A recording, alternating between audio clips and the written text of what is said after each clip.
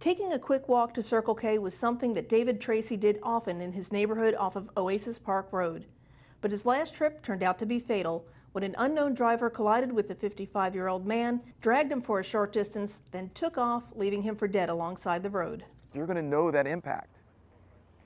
You must stay on scene, and to leave and then to just, not have a care in the world, not report it to anybody, not stay to try to render aid is unconscionable.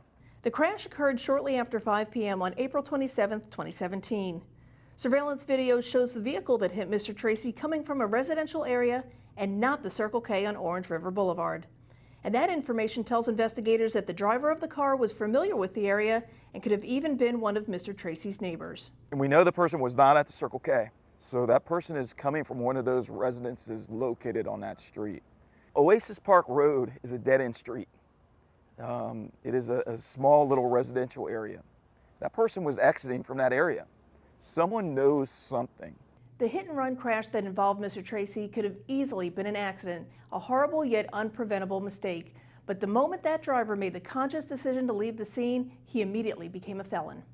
By leaving, you've now made a mistake worse.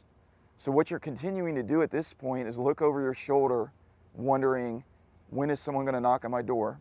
When is someone going to track me down and start asking me some questions? What kind of life is that? Even though time has passed, the Florida Highway Patrol says it's never too late to come forward, whether you were a witness or even the driver. We do have evidence and leads to work with, and we are continuing to follow up on those leads.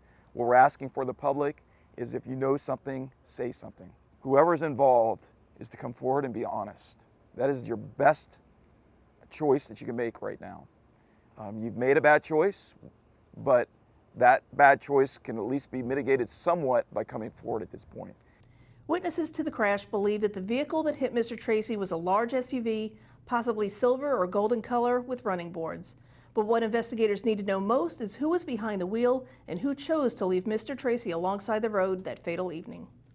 The heartbreaking death of Mr. Tracy is a reminder from FHP to always drive carefully, and if you are involved in a hit-and-run crash, stay on scene always.